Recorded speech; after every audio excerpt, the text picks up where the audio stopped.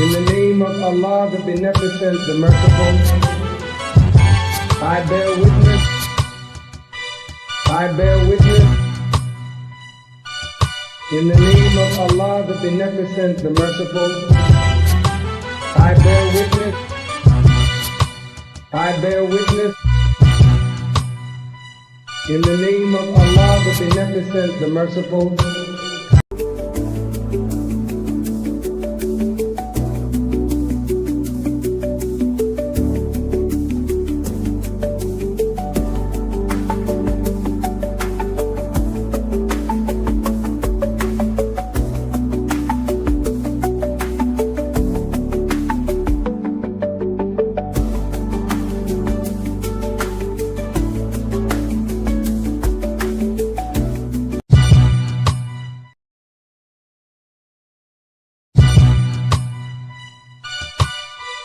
in the name of Allah, the Beneficent, the Merciful, I bear witness, I bear witness. In the name of Allah, the Beneficent, the Merciful, I bear witness, I bear witness. In the name of Allah, the Beneficent, the Merciful, I bear witness, I bear witness, I bear witness.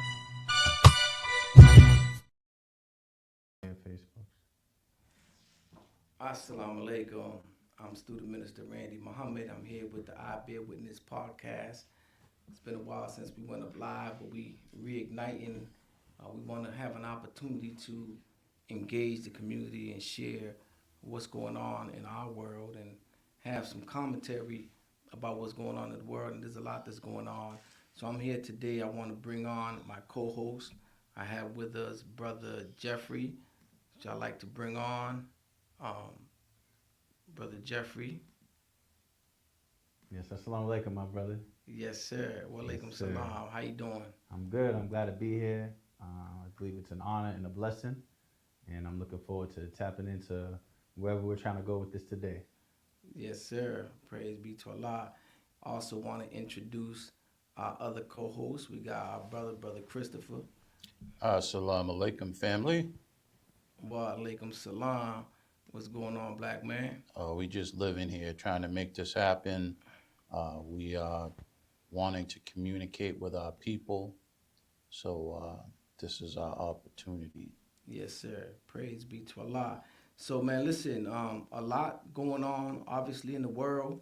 And we wanted to start, man, with just having a conversation about what just went down, right? We coming through celebrating the 30th anniversary of the historic Million Man March. Yes, sir. You know, so that was one of the reasons why we wanted to come on and kind of talk about that. You know, I feel like not enough has been said, you know, about the Million Man March. And, you know, one of the sad things that I'm finding is that a lot of the younger folks, you know, and anyone 30 and under, really don't know much about the Million Man March.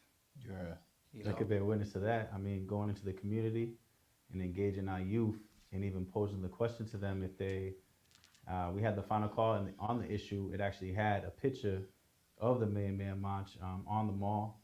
And I would ask, you know, have you heard of this event right here? Do you know what this is? Have you heard of the Million Man March? And a lot of our younger brothers, you know, 17, 25, had no idea about the Million Man March. So we were able to educate them in the moment. And even some of them were wondering, like, how is it that I don't know about this?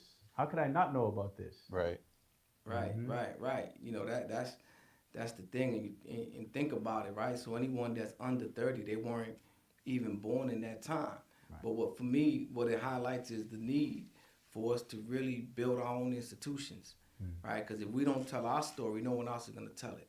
Right. You know what I mean? So they weren't even born in that time, so they were not necessarily, may not know about it unless we keep the spirit of the Million Man March alive. You know, and so that's why, you know, I want to kind of talk about it today a little bit, because to me, you know, that was the most impactful day, you know, ever in my life, right? And as I look at it historically, and we look at America and the different things that have happened, with our history, I would say that it was one of the most, if not the most, impactful event in the history of our sojourn here in America, in the last 400 years. Right. Right? I mean, this was the time where we had the largest mass gathering of people ever in the history. And let me say it like this: we had the largest mass gathering of men, Right. right, in the history, probably of this planet, Right. right? Because we actually had 1.8 million black men Right. that came together in the nation's capital, Right. All in one spot. all in one spot. Mm-hmm. That's right. That has never ever happened, Nope. ever, that I know of, right? Even looking at the events of this past week, there was the No King's Day marches, and there were marches all over the country in every major city, and the numbers that they are recording, they're reporting that there was an estimated 7 million Right. people that showed out Right. for the No King's Day. But that was That was all over the country. Like, exactly can you imagine if we had a call right, for every single state right. to have people there? We would have had more numbers than they did. Yeah, absolutely. So when you think about it, with all that's going on, with this administration, as the Honorable Minister Louis Farrakhan, he has already told us that President Trump, is a president that wants to be a king. And it's interesting now how everybody's really adopting a lot of the verbiage that the Honorable Minister Louis Farrakhan really trailblazed and put out there. Mm-hmm. And now it's a common thing where everyone is saying he wants to be king. Right. But it was the Honorable Minister Louis Farrakhan that first actually put that out there. But with all the things that he has done and has been doing with regards to, immigration, changing the laws, and the government shutdown, just all the different things that have happened, Doge, and the outrage that people are feeling, right, which is cuts across, right, male, female, white, black, Hispanic. I mean, the vitriol, the anger, right, it's really cutting across the whole spectrum, really, except for, white men, right, in the MAGA crowd. But other than the MAGA crowd, he's an equal opportunity offender, right? Even though we know the target has been primarily people of color, black people, our Mexican family, our Latino family, our Muslim family. But, a lot of the people that showed up was really a lot of white folks. Yes, sir. So for me, talking about that Million Man March, it was impactful on my life as well, even though I was only 10 years old at the time. Being here at Mosque number 11 actually, and hearing the experience from my brothers, not only at the mosque, but even within the community, about what that day meant to them, what their experience was. It gave me like a visual of exactly what it was there, even a vibe of what it was, even though I wasn't there at the time, seeing as I was only 10. And, based off of that spirit and energy, even that's every year that we commemorate it, it gives you that extra boost. Yeah. To this day, it's still that energy is still present from Right. that day, Right. going on 30 years ago. Oh, absolutely. Yes, sir. Absolutely. Powerful. Yeah, so there's certain things that I definitely want to, put out there, and we're not going to tarry long. We put our call-in number, so if you're watching live, you can comment. Actually, we're streaming on Facebook and on the YouTube page, so feel free to add on to the conversation if you would like to make a statement. If you'd like to ask a question, feel free. Or if you want to call in. Our number is 667-770-1431, and the passcode is 627902 pound. But certain things that I want to get out there as far as about the Million Man March. So one, it was the most impactful. It was the largest mass gathering of black men, the largest mass gathering of people in one place, right? One of the things that I remember that when we look at comparing and contrasting one of the greatest things that I've always remembered coming up was the March on Washington, right? That was the largest gathering that we kind of knew about, coming up. That was in 1963. Right. I was born in 1972, but coming up, as a young man, the images, the video, the footage of the March on Washington, like was seared in my brain, right? And like this was the march where Dr. Martin Luther King delivered the famous "I Have a Dream" speech, right? And that image of him delivering that message, has been seared in many of our brains, and it was a huge thing. Right. It was a great thing, and so Dr. Martin Luther King Jr., who was a Christian, who was nonviolent, and who was an integrationist, right? He had a lot of support from certain segments of the white community, certain segments of the Jewish community, right? And his march was inclusive, and it was huge. The numbers that he drew was 250,000. Right. Right. So then, when you compare and contrast, fast forward to 1995, here you have a black Muslim, right, who's not nonviolent. Right. Not to say that we are violent, Right. but we're peaceful people. But our religion teaches us to fight with those who fight with us. So here's a black Muslim who's not nonviolent and who's not an integrationist, and who doesn't have any white support, Right. and all white antagonism, Jewish antagonism. And the call is being made specific. It ain't a general call for men, women, and children, black, white. It's a specific call for black men. Right.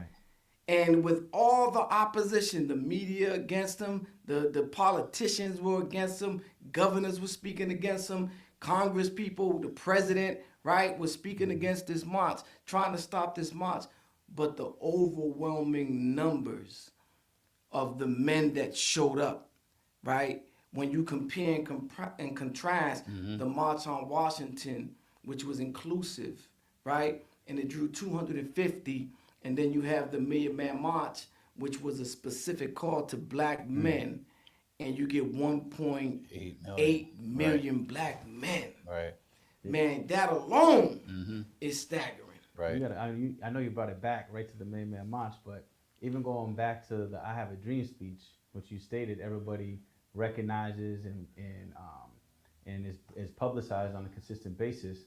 Can you even touch on some of what Brother King was saying before his assassination? Because I think it's important, because there's a certain image and a certain thing pushed out to the masses, but in all reality, King had some other things to say prior to him being assassinated. I don't know. I know we're talking about the Man March, but I think it's something that even our youth might not fully be aware of at this time. Yeah, no, absolutely. So what you're speaking to, Ward, is, the fact that one of the greatest speeches in King, every Martin Luther King holiday, the news media and the speech that everyone hears is the "I Have a Dream" speech, right? Which was delivered in 1963.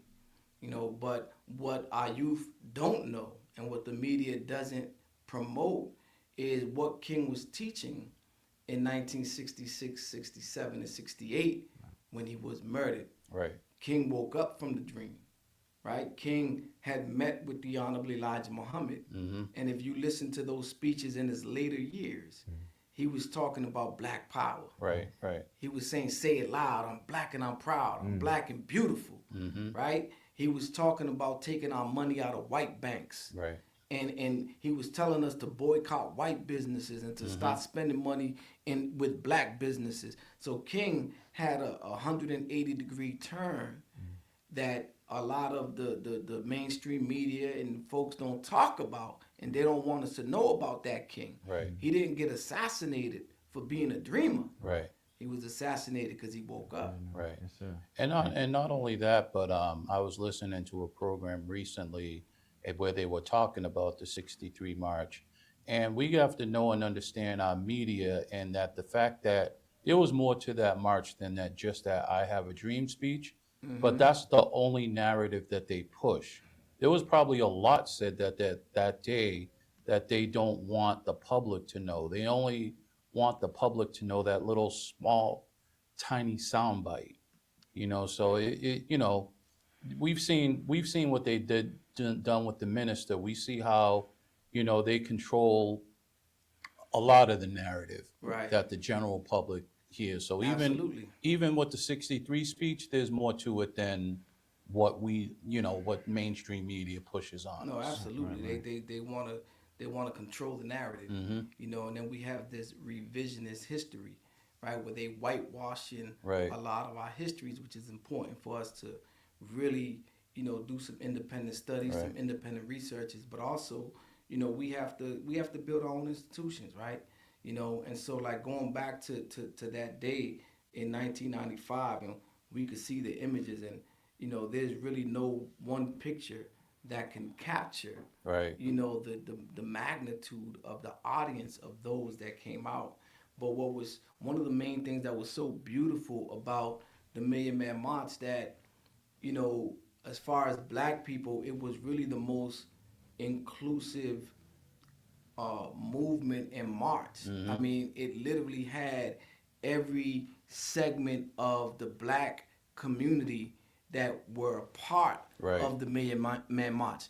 Every known civil rights icon was at the Million Man March, right? So this was like the first time that we really came together across denominational lines, organizational lines, even though the call came from and through, it really came from God through the Honorable Minister Louis Farrakhan. Right. But the Honorable Minister Louis Farrakhan really worked to bring all aspects of our community together. So for me, one of the beautiful things, we had Coretta Scott King, the wife of Dr. Martin Luther King Jr. Right. She spoke at the march. Right. Right. Right? We had Dr. Betty Shabazz, Right.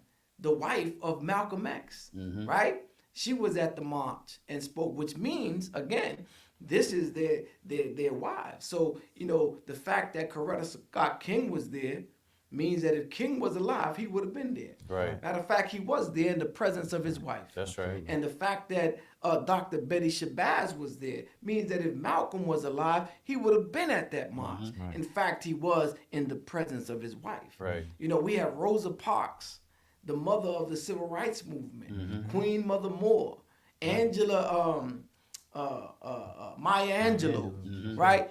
I mean, of course, Jesse Jackson, Reverend Al Sharpton. I mean, it really was a who's who of Black America. Stokely Carmichael, who was a former Black Panther, right? So these are the different segments of our community. You have the civil rights movement, you have the Black nationalists, you got the Nation of Islam. Right. You know what I'm saying? You have the Black Panthers, and certain people gravitate, say, well, I'm feeling Malcolm, or I'm feeling the Panthers, or I'm with Reverend King, or I'm with Farrakhan, I'm with the Nation, but the Million Man March really consolidated Right. Right. all of that. I was just seeing pictures 30 years later of people it was entertainers, but people at the march. Just seeing pictures 30 years later, you're like, wow, Yeah. this one was there, that one was there. You didn't even know it. Like, Right. there was just so many people that were there. Yes, sir. And one of the things that people don't know, like Barack Obama was at the Million Right. Man March, Right. and he was inspired to go into politics from being there. So it was such a beautiful event in not only the numbers that came out, not only the diversity or the unifying of all the various elements of the Black community, right? That was huge. And mind you, right, it was J. Edgar Hoover and the FBI's counterintelligence program. Their whole program was to prevent something like the Million Man March, Right. the unification of the Black masses, right? So they did all that work to try to prevent something like this from happening, but they were not able to stop it. Right. And Right. he was banking too. He was banking on something very specific, and that was our brothers that may be gang affiliated. You know Right. what I mean? We didn't really touch on that part. And Yes. brothers from every gang were present, flying they had their colors, but in that day they were united. That's Right. right. There was no violence. There was no even correct me if I'm wrong, but when everybody left the mall, there was no trash on the ground. No, to that point. absolutely, absolutely, Yeah. absolutely. So yeah, the so again, not only every segment of Black leadership, whether it was the civil rights, Black nationalists, Black Panthers, religious, Christian, Muslim, but yes, you're right. Even the street organizations, Right. right? We seen Bloods and Crips, Mm-hmm. come together on the stage, tie their Tie their blue and red bandana. rags Mm-hmm. together, embrace. Right. So but a lot of people, when we talk about the Million Man March, again, a lot of this revisionist history, people try to make it like if it was just a 1 day thing. Right. Right. And some people want to be critical and talk about, well, what we didn't do, what we could have, should have, did, right? But, the truth of the matter is that the Million Man March was 100% successful in achieving its goals, right? And this is what we got to understand. What was the goal of the Million Man March? The goal was to really stop or reduce the fratricide that was going on in the Black community. Right. We was living, think about 1995, 1994, the early 90s. That was the peak, the height of the crack epidemic in our community. That was the peak of gang warfare in our community, right? And so, the Honorable Minister Louis Farrakhan called us together because he was shown in a more than a vision-like experience that he had, that the government was planning a war against Black youth, and that their aim was to use gangs, guns, and drugs as a pretext to come into our communities with the National Guards and the military and to kill us wholesale. Right. Right? That was the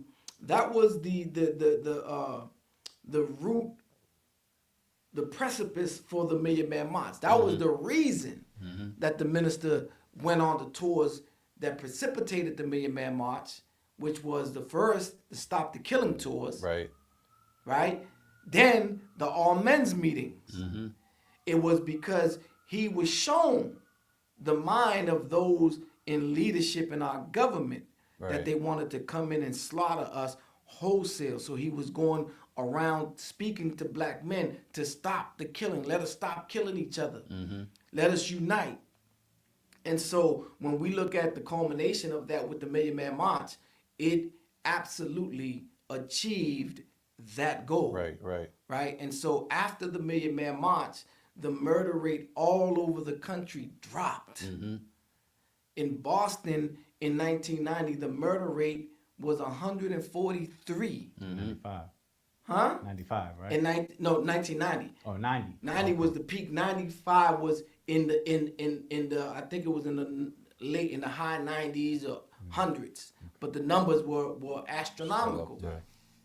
But the reason why I say that we look at 90 because it was in the 90s that the minister started to stop the killing tour.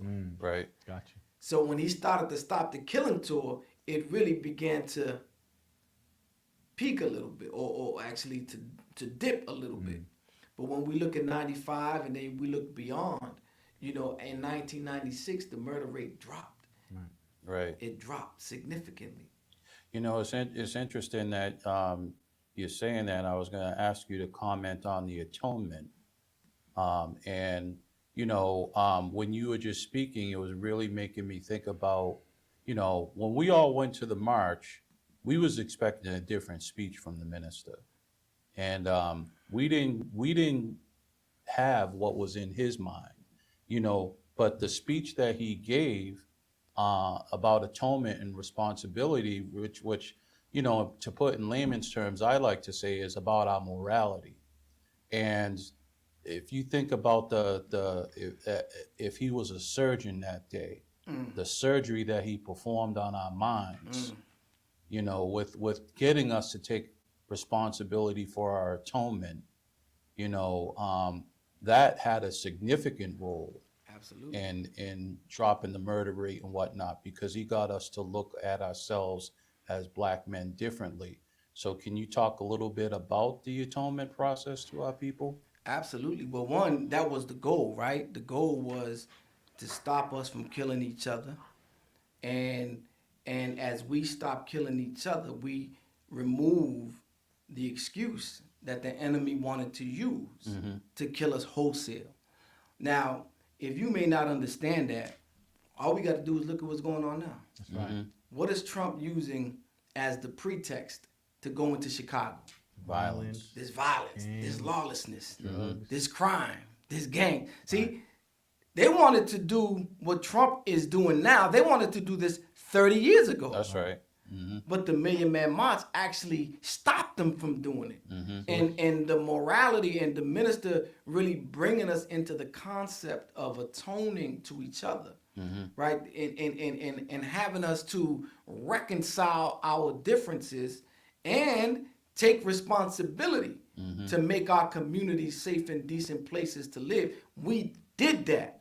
Black men came back to their communities and squashed beef and started organizations and adopted black children and joined organizations. And so, again, in 1990, as I put the slide up, there was 143 murders, right? In 1996, in 1995, the year of the Million Man March, there was 96 murders, homicides in Boston. And in 1996, the year after the Million Man March, the number dropped down to 59.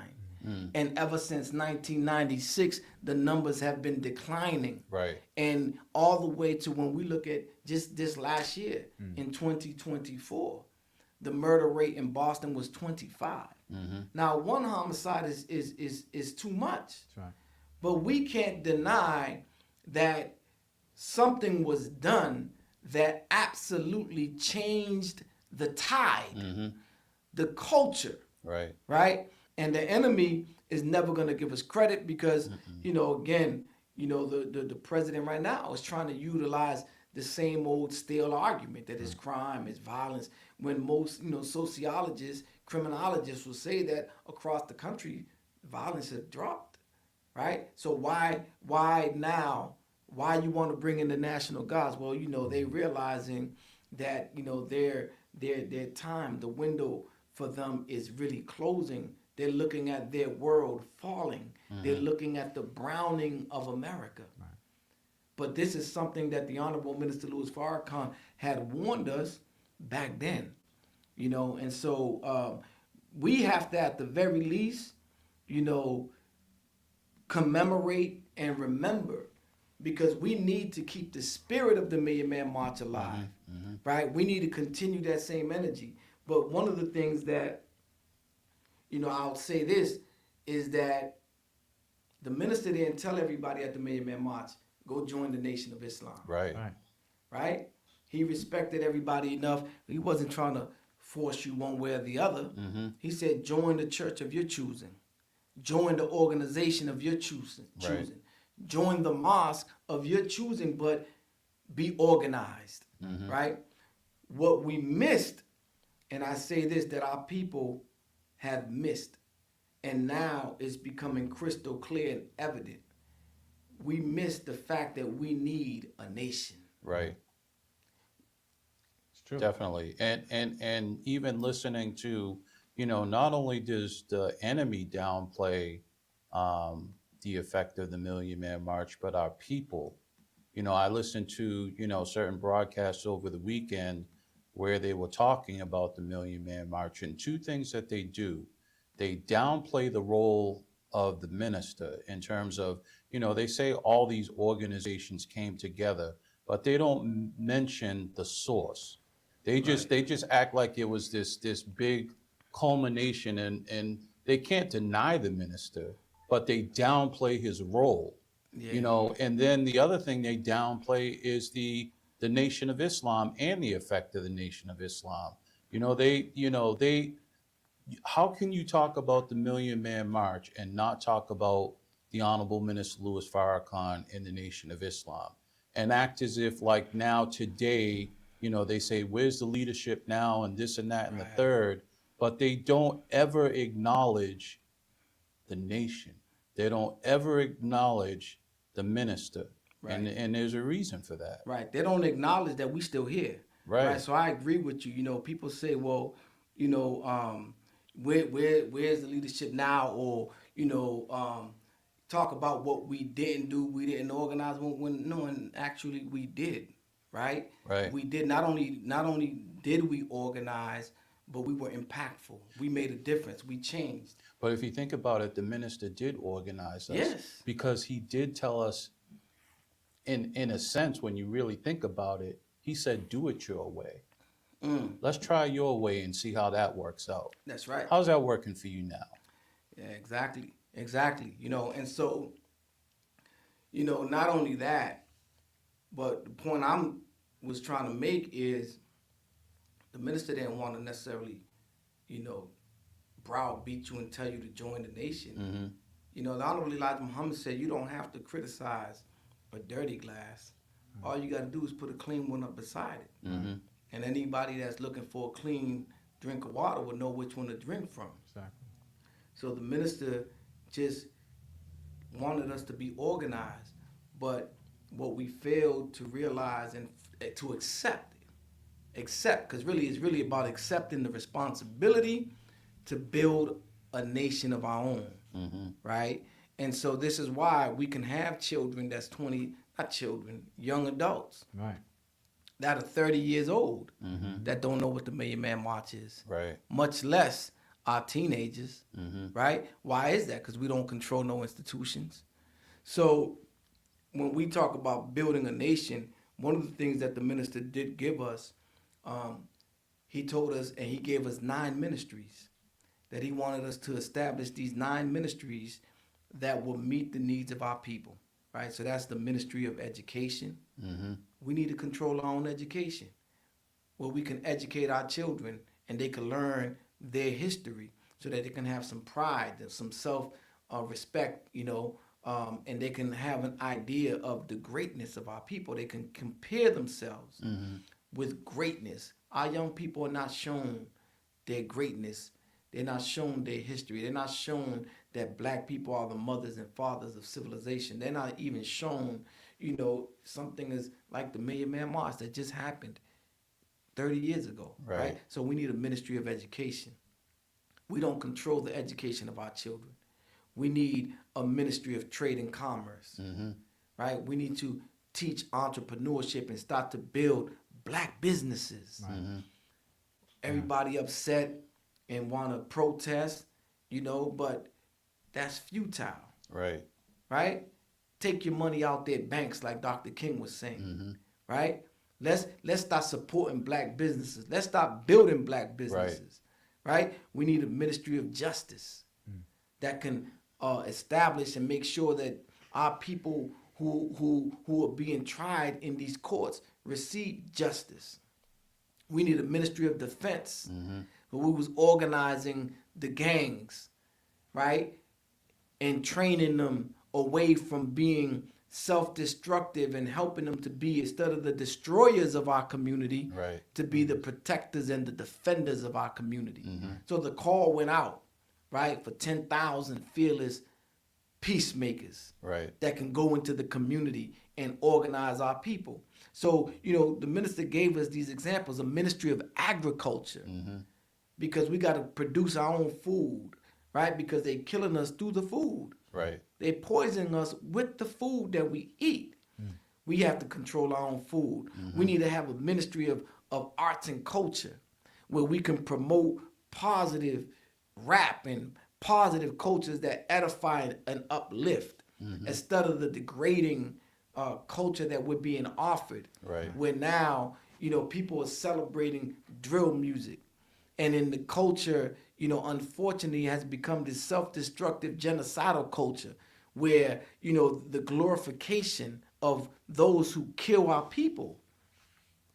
If we owned our own culture, then it wouldn't be that. It'll be like it was when I was a teenager, where the music was conscious, where we celebrated black leaders, right? Where knowledge reigned supreme, where we was being taught to be poor, righteous teachers, to be gods, kings, and queens. Not no more. No. It's the opposite. There's a resurgence of that coming, though. I see a lot of brothers, here locally. We got our brother Mathematic. We have what's the brother that's with him? Okay, Cantrell. Contrell. We got Exit Queen Fame. Conscious, Yeah. right? We got Exit Fame, Right. right? You know, we have some of the OG rappers that are coming back and contributing with consciousness. We got, you know, of course, I got to big up my brother, EC Fam, formerly Venom Entertainment, but they coming back and they bringing consciousness even on a higher level. I'm hearing Big Daddy Kane coming back out. Nas has reproduced some of the golden age rappers that are now coming back. So I see the pendulum switching. However, if we don't control the record companies and the means by which the music is getting out, Right. then that movement could only go so far. Right. So we need to get all of our artists and entertainers, you know, let's unite in unity. If we established a ministry of art and culture where we could own the record labels, the distribution, and we can, you know, produce the artist Right. that's going to edify our people. These are the things that the minister gave us that we have been working on, right? But not too many of our people have lynched on. Right. Right. So I want to say this because, you know, we talk about being organized and, you know, there has been a bunch of efforts to keep the spirit of the Million Man March alive. I know here in Boston in particular, we kept the LOC alive for a long time.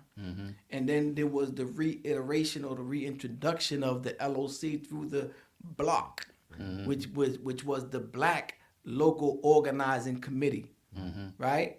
And then now we actually have, you know, we have the Black Agenda Coalition, which, by the way, is actually meeting tonight. And there's going to be an event on this Friday at the Bruce Bowling Building. So for those that saying, you know, oh, we need to be organized, we need to do, well, no, a lot have been happening. But for some reason, folks have not chose to tap in. Right. To be a part of the organization. Right. So you keep saying, we need this, we need that, we need this. You know, and it reminds me of the Honorable Minister Louis Farrakhan in the Closing the Gap. He gave an analogy of our people. He said it's like you're like someone that's in a house with someone and they go to work, they get the money, they go grocery shopping, they buy the groceries, they bring the groceries in the house. They come into the house and prepare a good meal. And you die from starvation because you're too lazy to get up and go eat. The minister done gave us it all. Right. Right? But we not getting up to go and to accept the responsibility to really build the infrastructures. Because to really build an infrastructure and to build a nation, you know, it takes stick-to-itiveness. It takes long-range planning and organizing and us being willing to stick through it over time, working together over a protracted period of time in order to accomplish the goal. Many of us come to a meeting, we come to one meeting, and if the meeting go too long, we frustrated, we leave and say, I ain't never coming back again. Like if we supposed to solve all black people's problems in one night in a 2-hour meeting. And what I find too about you know, a lot of times when people come to these meetings, and I was going to talk about our disunity, but when you said the meetings, that also brings up a perfect example of our disunity is when these people come to the meetings. A lot of times, everybody wants to have their own agenda heard. Everybody wants to speak. It's like you get a lot of people that don't want to listen and unite. You know, you could have 5 different people at a meeting say 5 different, it appears like, or in their minds, they're saying 5 different things, but they're really all saying the same thing. But because everybody wants to be heard, nobody's nobody's taking the time out to say, okay, well, we just need to unite. Everybody's trying to do their own thing. I was thinking about, you know, some of our so-called conscious community people now, you know, not mentioning names, but how are you the number one Pan-Africanist? Like, why, you know, what's that all about? Like, how does that foster unity when you're saying you're the number one, or, you know, this, and then the infighting and all the craziness that just goes on with our mindset, Yes, sir. you know, and it's just So something. even seeing the disorganization or the mindset that you're talking about coming into meetings, and we have young people that actually show up, you know, and they see what's happening, you know, that would dissuade them from even wanting to continue to even participate or to add on. You know, that's Yeah. one thing that can happen. Yeah, one thing we got to do, man, is get our egos out the way. Right. You know, and so again, the Honorable Minister Louis Farrakhan gave us the blueprint. Now, you know, in the 90s, now I could say this, the minister won't say this, but I could say this. The minister was the hottest speaker, you know, in the planet, really, right? Like, you know, and I'm not just, you know, like he was traveling the country and filling up auditoriums, stadiums Right. for a lecture Right. to teach, not for a basketball game, Right. not for a baseball game, not for a concert, not for jokes. I was, you know, I was blessed to travel with the minister as a young FOI, as a soldier, when he would speak in LA, in Atlanta, in DC, in New York, filling out arenas. Right. No one was pulling no crowd like that. Including the time when he was when we were speaking when we had Savior's Day in October in the World Series, and our numbers outbeat the numbers of the people that went to the World Series. Absolutely, absolutely. So you know, he was all in the colleges, the black college. He was the #1 requested speaker, right? In America, if not the world. However, in the time of the Million Man March, what enabled folks to come together across denominational lines and organizational lines was his humility. Right. He didn't walk around and act and treat people like he was King Kong conscious, or Right. he was, you know, high potentate such and such or whatever. If you ever met the minister, he's a very humble, very humble, beautiful man, as powerful as he is, you know. And so, you know, we have to take a page out of the minister's book and understand the importance of our unity, you know. And so, yeah, we got to check our egos at the door, right? We don't have all the answers, and we need each other, right? We all need each other. I'm a Muslim. I'm a member of the Nation of Islam, but we always reach out to our Christian brothers and sisters. We love our Christian brothers and sisters. We love our black nationalist brothers and sisters. We love our 5% brothers and sisters. You know what I mean? And they don't necessarily have to leave their school of thought, their nation, or their ideology, right? We just got to work together, Right. right? We need unity. And so, you know, but, you know, I just wanted to highlight that, you know, there has been and there continues to be, you know, initiatives that really came from the Million Man March that is designed to unify our people. So, you know, I mentioned, you know, the Black Agenda Coalition. Now, this is in real time, you know, so for those that I hear saying, we need to organize and we need to do this, here's an opportunity, right? Come on out, you know, this Friday. Where? At the Bruce Bowling Building, right? That's going to be from 5:30 is when we're starting. Come on out and let's see what the Black Agenda Coalition is really all about, and tap in, because we absolutely need an agenda. Right. You know, every election season we get played, and we got played again. Sorry to say, right?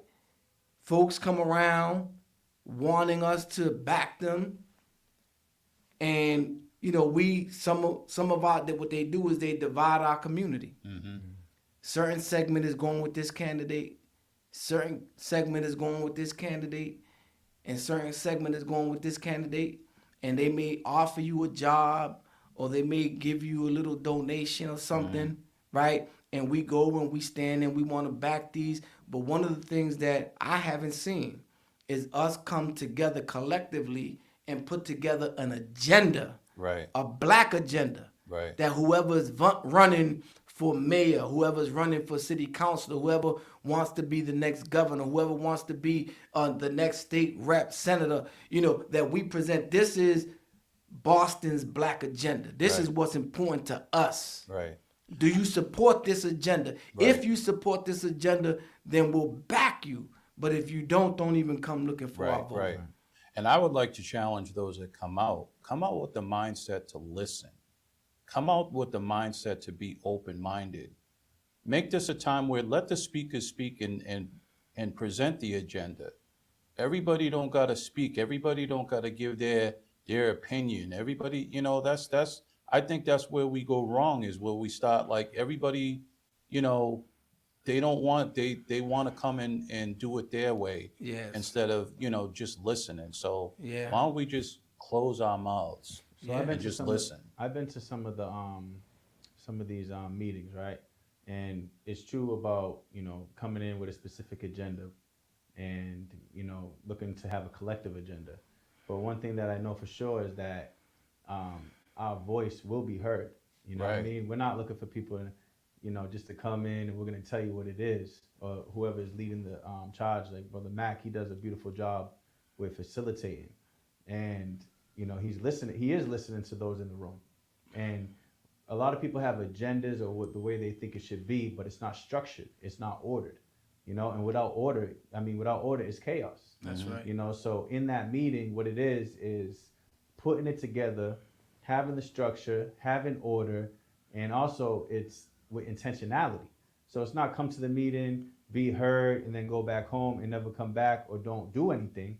Right. It's come to the meeting, let's get it together, let's have order to it, and let's move out on it. Ultimately, having a plan of action, and then moving out on that action. So Yeah, and then Yeah, also, that's the along with that, Brother Jeffrey, is we got to get rid of the, it's my way or the highway, Right. right? Like, I may have something that is near and dear to me, but, I can't just act on the issue that's important to me and not support the issue that's important to you. Right. Right, and so that's also what comes with that. Is like not only they just want to be heard, but they a single issue, right? And it's like we have to be patient with the process, and and oftentimes, to be honest with you, man, people come out when they have a particular personal interest, right? They probably gonna be running for office soon, or they have a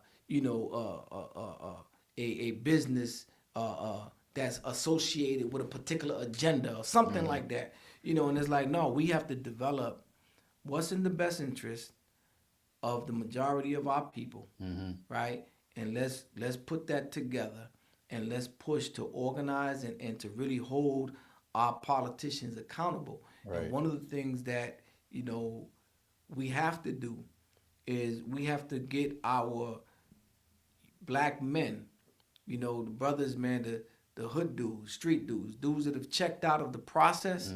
I like to refer to that element as the sleeping giant, right? Because if we tap in, we can shift, we can make a change, Right. in the elections. We can sway the elections, Right. if we would tap in. But that element of our people need a good enough reason to want to come out, and it's going to require us coming together. And so I want to say again that I believe that the Black Agenda Coalition is the current iteration and vehicle by which we can do that. We Right. got some real good brothers that are spearheading that initiative. We're looking for fresh faces. We're looking for people to tap in, and let's come together. Let's unify and let's stay organized. Right. Because again, this has been a directive of what has come down through the Million Man March.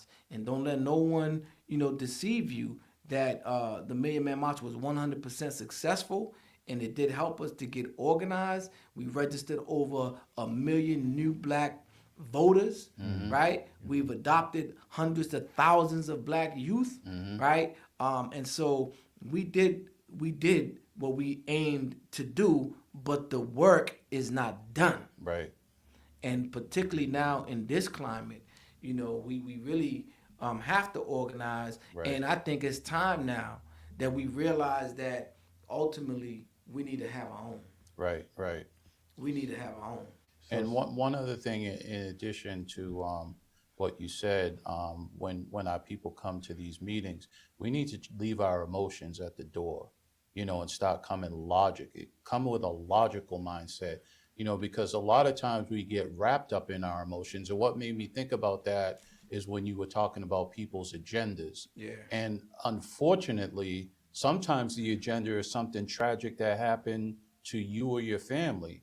So there is that we understand there's emotion Right. behind that, but we can't come to the meeting so emotionally charged up that we let the emotions get the best of us, and that now we're just so reactive instead of being proactive. Being proactive is thinking with logic.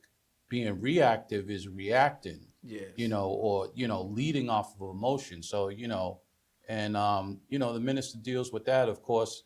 Of those of us that are in the nation, we know in study guide number 18, rising above emotions into the thinking of God. We need to start thinking logically as a people and not lead with our emotions.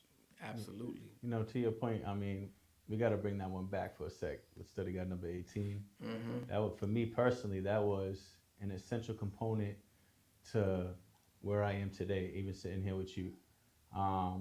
Talking about emotion and letting the emotion dictate how we're gonna move, what our action is gonna be. The Honorable Mr. Farrakhan in Study Guide 18, he teaches us, what that would do. We already know what it'll do to you, but he talks about, leading with emotion. And for me, it was like a light bulb went off in my head once reading Study Guide number 18, and it literally curbed how I started to think. Yes, It's a beautiful study guide.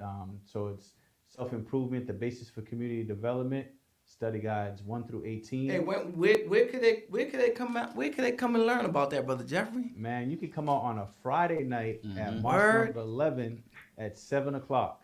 The doors open and it starts at 7:30. Right. With people that are in the nation, people from the community, people that want to learn, come together in a circle, and we dive into self-improvement. Like, all of us have a mindset to improve. All of us want to do better. So why not come into a group of people that have the same mindset and be able to learn from the Honorable Minister Louis Farrakhan and learn from each other? Yes, sir. One of the major impacts for me on a Friday night is coming to a study group, sitting there talking about self-improvement, and then as soon as you step outside of the mosque, you see what our condition is. It's almost clear. You see people fighting, screaming, arguing, sirens. It's chaos out there. Mm-hmm. So by attending these circles, and coming out to the mosque and hearing a powerful message from Minister Randy Muhammad, and coming out on a Wednesday and hearing the students in the student ministry, what it does is it gives you different things to do more research on and help you improve upon yourself. Yes, sir. But one more thing on the Black Agenda Coalition. What is so special? Why should people come that day, right? Number one, the coalition will be given a presentation. That's number one. And number two, you're going to have the D7 and the at-large city council candidates there. They're going to be able to share. You're going to be able to ask them questions and hold them accountable to that which they say they're going to do if they do become your city council member, at-large or D7. Where else can you do that? And do it in a space that, as a collective, we can hold these candidates accountable to what they say they're going to do. So there's also going to be food there that day, and it will be an event that you can leave with, a sense of a better understanding of who these candidates are and what route you should probably go, Yes, sir.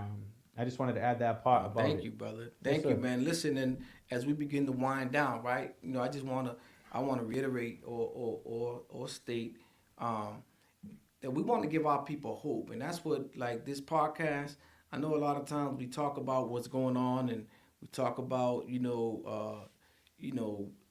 Trump and MAGA and the changes, and there's a lot of gloom and doom, and really that's not. I don't want to leave you with gloom and doom. I want you to know that God is present, God is on scene. That's right. And we are winning. Right. Right? Like, everything that you see happening, God is in control. Right. The Honorable Elijah Muhammad wrote a book, The Fall of America, Mm-hmm. right? And so what we see in happening is the fall of America, Right. right? And so, but we've been calling the honor God through the Honorable Elijah Muhammad and through the Honorable Minister Louis Farrakhan and those of us who are in the Nation of Islam and who are trying to be helpers of the messenger. We've been calling our people, as it says in the scriptures in the book of Revelations, come out of her, my people, that you partake not in her sins. Come out of her, my people, that you receive not of her plagues. So, there's hope for us if we come out. There's no hope for us in America. So if your hope is in this, then I could understand why you're sad and Right. and you're depressed and because your hope is in America and you think you had a future here and I heard someone say black people don't really want to be free. They just want to be comfortable in hell. Right? We don't really want independence and want a nation of our own. We just want to be comfortable in America. Right. But we Accepted. want to be accepted. But America is on her way out. The good news is that God is building a new reality and He's That's right. calling you, and the Nation of Islam is here as an example. So, we winning, man. We up. Right? Now, Brother Jeffrey went into and shared, some of what we've been offering to our people that for the most part we've been rejecting, right? So we have a FOI class for men where this is the class where we members of the Nation of Islam, every male member of the Nation of Islam is a part of the FOI, the Fruit of Islam, the name given to the military training of the men that belong to Islam. But it is in this class where we're taught discipline. We're taught how to be fathers to our children. We're taught how to be husbands to our wives. We're taught how to be responsible, right? Entrepreneurs, right? So we have and it's free. So that we calling on black men, come on, accept your own. Be yourself. Come into the class that's right. going to help make you a better version of yourself, for your family, for your children. We have a class for black women called the MGT and GCC class that takes place every Saturday, where the women are being taught how to be women, how to be the queen of the universe, how to take care of home, how to be a good wife, how to be a good mother, right? So we have these classes. We have the self-improvement study guide and study group where we go into this beautiful curriculum, God-inspired study guide given to us by the Honorable Minister Louis Farrakhan that's dealing with self-improvement. And you have access to these classes every Friday at Muhammad Mosque, number 11 here in Boston, and in Muhammad Mosque throughout the country. Fridays at 7 o'clock, doors open, and we begin at 7:30. So there's a lot that we have been given to help us get through this time and to really become what God is inspiring us to be. But unfortunately, again, a man that went to work, got the money, went grocery shopping, came home, prepared a good meal, but we starving because we're too lazy to get up and eat. We don't want to come to the mosque. We don't want to unite. We don't want to join. We don't want to change. How you going to get change if you don't want to change? Right. You're sick and tired of your condition. You're sick and tired of being sick and tired, but you don't want to. You want things to change, but you don't want to change. Right. Yes, sir. Our Go ahead. morality is the change that people don't want to make is the morality. Self-improvement. When I listen again to other organizations and other talk shows and things like that, all the things that they address, they never address our morality and how we have degenerated as a society, our morality. That's the key right there. Absolutely. Absolutely. So I want to pivot because we have also another great event coming up this weekend, which is this weekend we're blessed.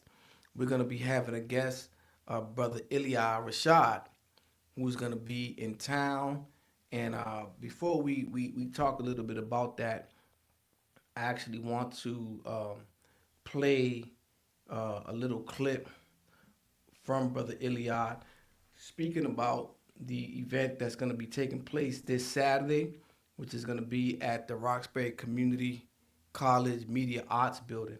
But let's pick. Peace and greetings and assalamu alaikum. This is your brother Ilya Rashad Mohammed. I'm the author of the book UFOs and the Nation of Islam. And I'm also the producer of the film series, the documentary film series, Answered. We are super excited because of the special screening of Answered 3, The Battle in the Sky, in your city, Beantown, Boston, Massachusetts. Now, of course, this is considered one of the most important documentaries that we can think of because the world is going to have to come to grips with the fact that the Nation of Islam has been right and exact about these most important subjects. We're talking about the worldwide UFO phenomena and how that relates to the reality of God, of all the major faith traditions. So we are very excited about the screening of Answer 3, The Battle in the Sky, in this particular city, because this is a very limited and special preview of this documentary. So we hope to see you there for the special screening of Answer 3, The Battle in the Sky, on Saturday, October 25th at 4 p.m. at the Roxbury Community College Media Arts Center, located at 1234 Columbus Avenue. Be sure to invite your friends and family because this is going to be special. Now, for information or tickets of these special selected screenings of Answer 3, make sure you visit nationbrothers.com/calendar, all right? Or visit the link provided.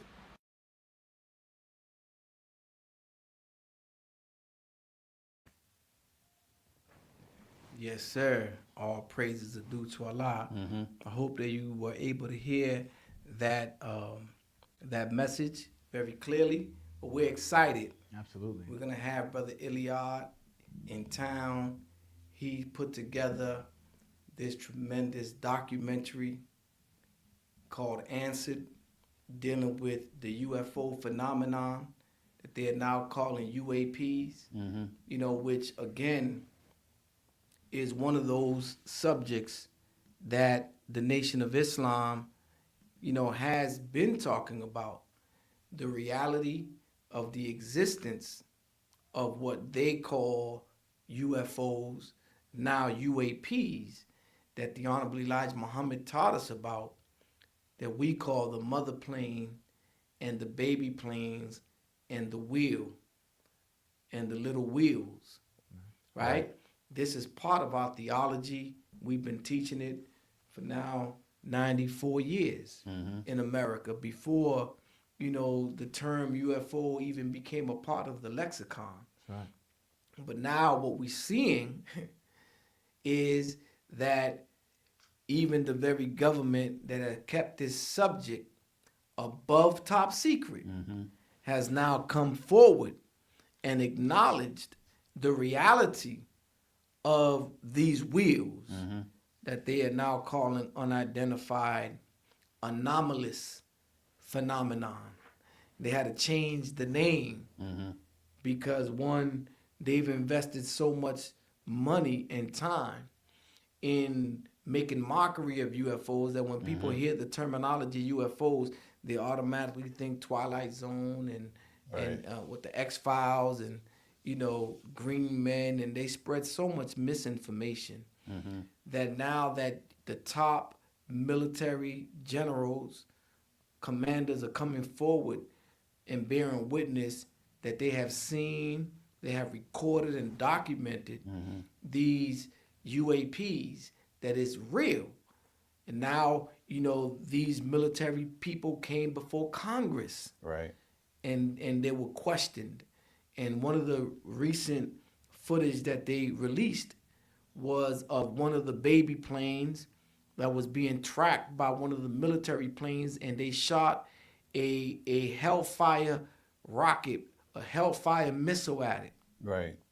and it bounced right off, and the wheel just kept going, and so there's more to this subject on UAPs. If you're interested, which we all should be interested, Right.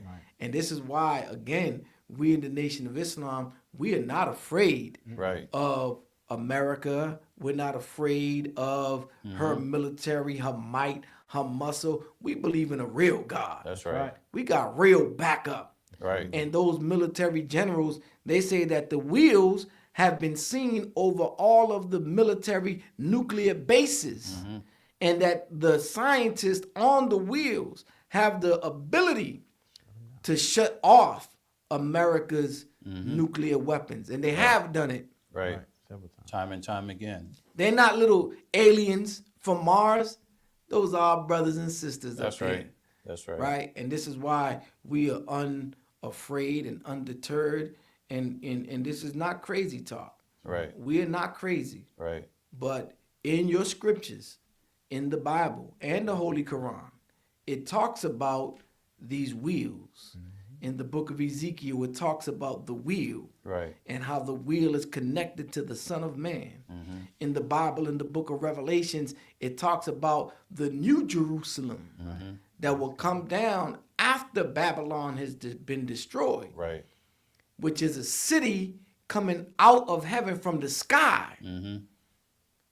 So we're not just making up some things. We know some things. To your point, bro, Minister. Yes, sir. For decades, that was a point that, the naysayers, the people trying to move people away from the nation, we use as a point to say, they're crazy over there. They believe in UFOs. Yeah. They would use that as a point to try to dissuade people. But now everybody's bearing witness to the fact that the Honorable Elijah Muhammad and what we've been given is right and exact. Absolutely. In talking about Ilya Rashad, not only is he bringing a nationally renowned docuseries to Boston, he's bringing part 3 that hasn't even been released yet. That's right. So, and the thing about it is, it's not something where we're like, we want to bring Ilya Rashad here so our people could be educated and have that experience here in Boston. That's And right. so for the tickets, we're asking for $20 just to cover the cost of the venue. You know That's what I it. mean? And you're going to have such an experience that you're going to get questions clarified and even pose your questions directly to Ilya Rashad. Right. He's going to have a point where it's a question and answer section. So anything you might have a desire to touch on, you can speak to the brother in person. Right. He has books. He has DVDs. And it's going to be a powerful event. And I'm so excited about it. Looking forward to it. Yes, Man, sir. not only I was ready to buy myself 2 tickets, man. I'm so fired up. You know what I mean? Take 2 seats. But if you want to get tickets, you can purchase tickets at www.muhammadmosqueno11.org and .org /events. /events. And we also have an event page. You could go on Facebook to Muhammad Mosque number 11. You could go on Instagram to Muhammad Mosque number 11 as well. And you could get LinkedIn and see a bunch of other footage and even some of the lectures that Brother Ilya Rashad has given over the years. And yeah, I know it's going to be exciting to many, and a lot of people want to tap in. So please do so. And if you want to come pick up your tickets, your physical ticket, come to Mosque number 11 at 10 Washington Street in Dorchester, Massachusetts, and get a physical ticket. So today's Thursday. Yeah. He's going to be 2 days. You got 2 days to get your tickets. That's right. Don't hesitate. Don't wait. And if you need more information, you can log into any of the any of the locations that I shared in our Muhammad Mosque number 11 number, Chris. Is 617-238-7372. 617-238-7372. Yes, definitely tap in. So, we're not gonna hold you. We just wanted to come here and talk about those things. We can go all day. I know I can go all day talking about these topics. But if you're intrigued about anything that we said, then we definitely want to invite you to come out to Muhammad Mosque number 11. Again, we're here to serve our community and serve our people. Right. So you can come out. Our main service is every Sunday. Doors open at 10:30 and we begin at 11 o'clock sharp. Come out and you can hear more of the life-giving teachings of the Most Honorable Elijah Muhammad. We want to invite you to come out on Wednesday evenings. We have a evening lecture. Doors open at 7 o'clock, and we begin at 7:30 sharp. And then on Friday evenings, we have our study group where you can come in and go over the God-inspired self-improvement study guide. So tap in with us, but absolutely, if you want to get involved with some activism and organizing our community, we have the event that's happening this Friday, which is the Black Agenda Coalition. And if you want to learn more about these UFOs and these UAPs, and I'm telling you, don't sleep on this information. Right. As you see the climate in the world, and you might be feeling like the world is ending. It is. Right. But God is present. That's right. Right? And so to the degree that you see the extremity of the negativity and the fall, then you should be looking for the presence of God. Right. And so those wheels, those are real. And we have some information that you should want to come out. It's a very beautiful, informative, and entertaining video, because it's not a lecture. We're going to be having a screening of this documentary, Right. which is the third installation of the series Answered, which is dealing with the battle in the sky. So come on out this Saturday. Doors open at 3:30. We will begin at 4 o'clock sharp. That's going to be at Roxbury Community College in the Media Arts Building. With that being said, I think that's a wrap. Chris, you have anything else before we wrap up? I just wanted to say about our event. You had brought up the media exposing more and more about the wheel and the presence of the wheel, and that's because they know that it's eventually going to be seen. So what they're trying to do is get people prepared for it. Right. But the people are afraid. Come to our event so that you can be like us. Right. And be unafraid. Unafraid. Once you know what the real deal is, once you know what the truth is, this is a day of celebration. That's right. That's right. All praises are due to Allah. Brother Jeffrey, you have anything in closing? Yes, sir. In closing, we're definitely living in a time where we need guidance. We're definitely living in a time where, we need to be connected to each other and unite, like the minister has already said. So definitely tap into the mosque. And we want to bring this as a resource, the I Bear Witness podcast. If you have questions that you might have, put them in the comment. If you have things that you would like us to touch on, let us know. And we'll definitely make sure we get that information to you. Thank you very much. We appreciate your time and attention. And please tap in with us as soon as we're back on the air. Thank you. All praises due to Allah. Well, family, we thank you for joining us this evening. We hope that all the information that we shared was informative, was thought-provoking, and inspiring. We look forward to getting with you at these multiple events that we got going, where you can reach out and touch us and engage with us. So thank you for listening. We close as we opened up with the greeting words of peace and paradise. Assalamu alaikum. Walaikum salam. Walaikum salam.